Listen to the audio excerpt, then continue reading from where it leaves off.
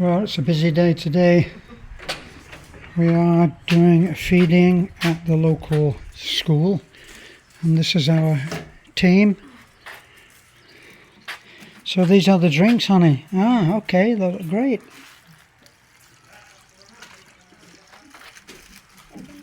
Okay, so what have we got? We got pancit there and rice. Got pancit and rice and orange juice, yeah, which we can put into these little, and the kids can just take those out themselves. So our work area is over here. We've taken, there's Julio here to do some strong arm work.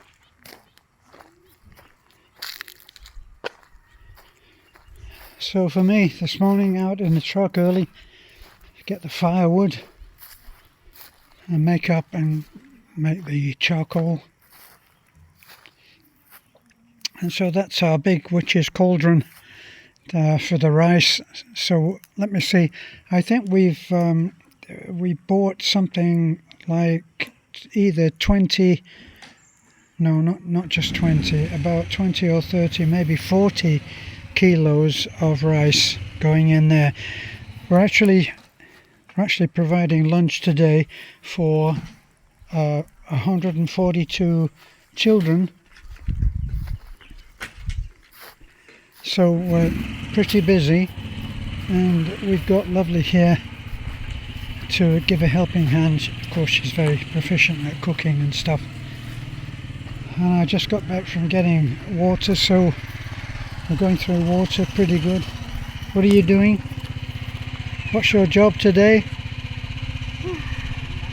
Wash the cans. Wash the what? No, you have to face me. I can't take a picture of the back of your head. Do the juice. Anyway, I told you not to grow up, and look at you, you're growing up.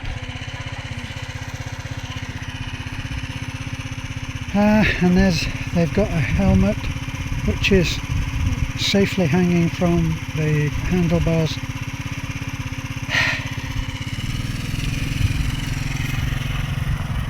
And out they go. Where are they going, hon? Beth, where are they going? They're going to the lechon.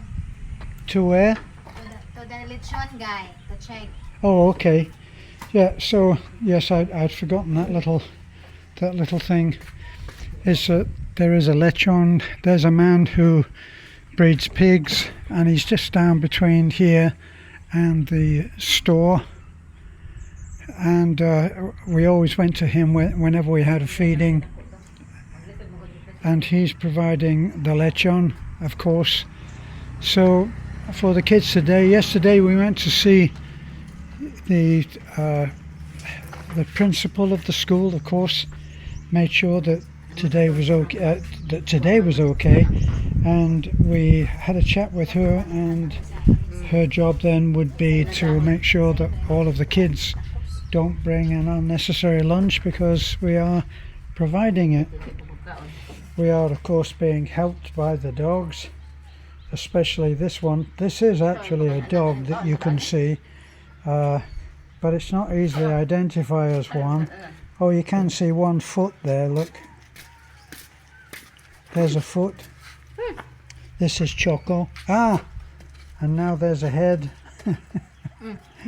We have to get this dog in and get all of that hair off him, because it's pretty inconvenient. It really doesn't make any sense here. He's grown so big now. Okay, well, that's the shorty for a video. Okay. Yeah.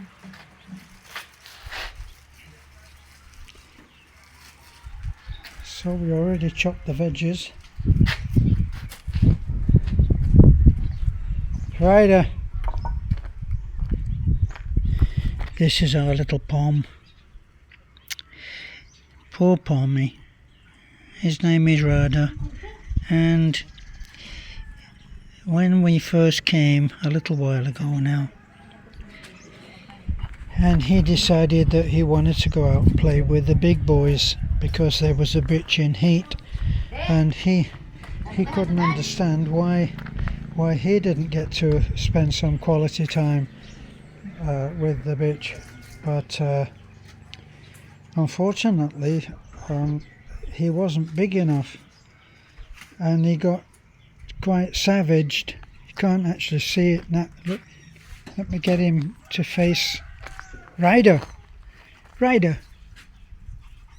Let's see that face. If you can see his face, he got messed up on his jaw, and we didn't actually see it at first, but his jaw is quite crooked now, and he got messed up as well, and he really needs now to go to the vet and to have all this taken off.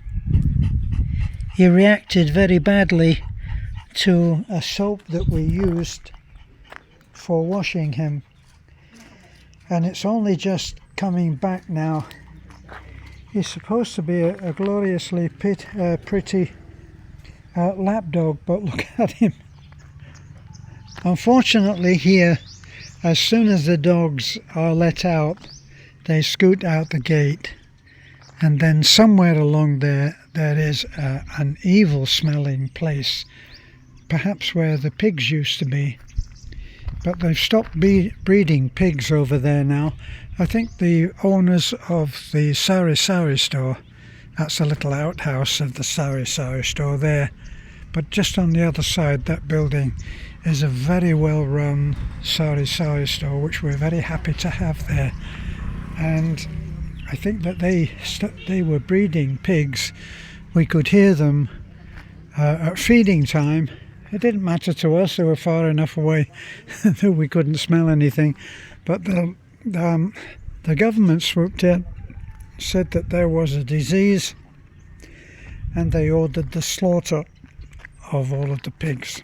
It happened to more than a few people that we know, but fortunately the lechon man has survived that, and he has quite young pigs there, and he's going to be providing the lechon for the school kids. We see these kids passing here every day, right? So often there is no point in stressing about people being on a motorcycle without a helmet. If you're a foreigner here, you won't be able to understand that, because it just seems so easy to put the helmet on. But when you're 7 to a bike, which in the morning when they're going to school, as many as 7 kids will be on a motorcycle. I don't do it myself. In fact, I very rarely, only on about 3 or 4 occasions in the 2 years that I've had the bike, have I had a passenger. One was taking one of our students home, and Beth actually, who doesn't like riding on my bike because it's a strange position for her. With this bike, with the forward leaning position, and the back passenger seat is so much higher than the rider, and the rider is in the forward position, so he's lower. So she felt just stuck up there out in the middle of nowhere and decided that she didn't want to go on the bike, which is fine. But as you saw, when Lovely and Julio left to go down to check on the lechon, no helmets. In fact, Julio had a helmet with him and he didn't put it on. Just have to let some things go. Well, I'll end off for now. If you found what we're doing very interesting, then perhaps you can share.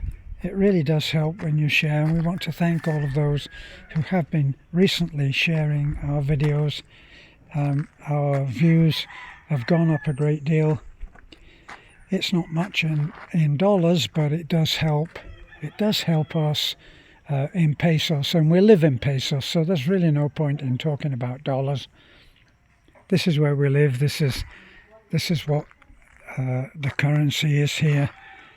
That's why it makes it such a common sense thing that if you like the kind of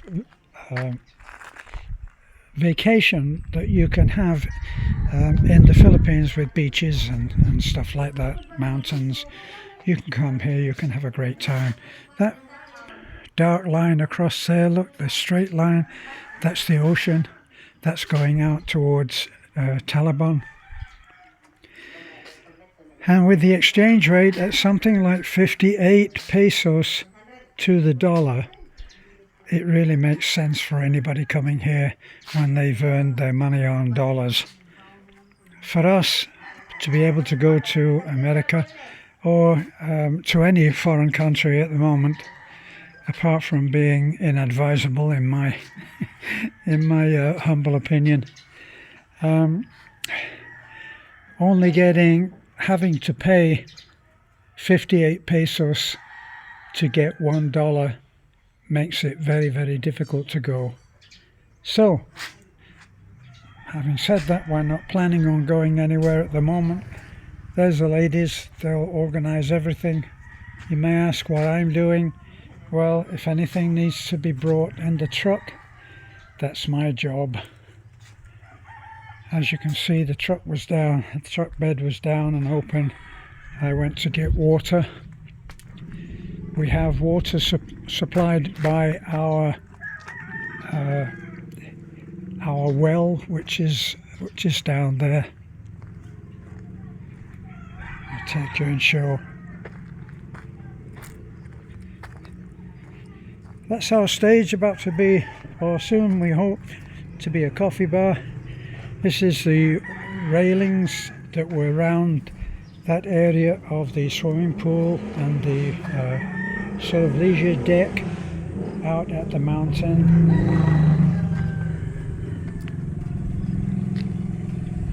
So we would make a coffee, like a little coffee shop with tables and chairs, looking out over what will be the second phase of our resort.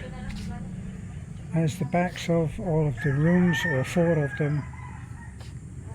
This used to be rice fields. That used to be a retaining wall,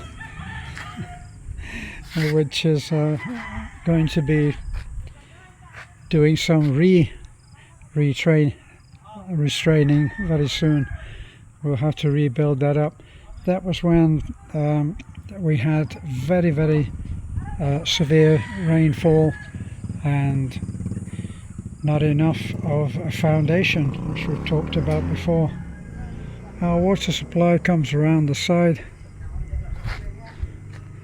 There's water and toiletry, bathroom functioning in the resort. For those of you who don't know, this is the inland resort that we're planning.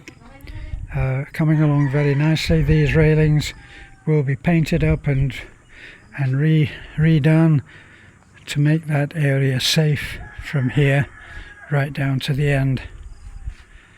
So, as I was saying, it really does help if you like, comment.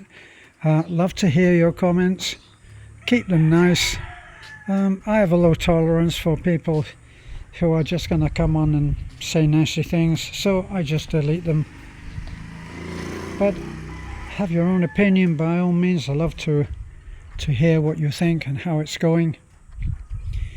And we'll hope to see you back here, in a manner of speaking.